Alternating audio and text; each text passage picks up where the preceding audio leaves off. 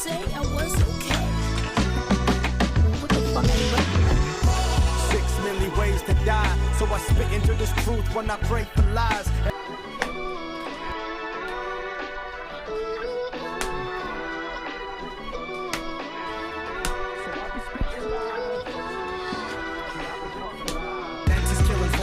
Rapping in a trash can.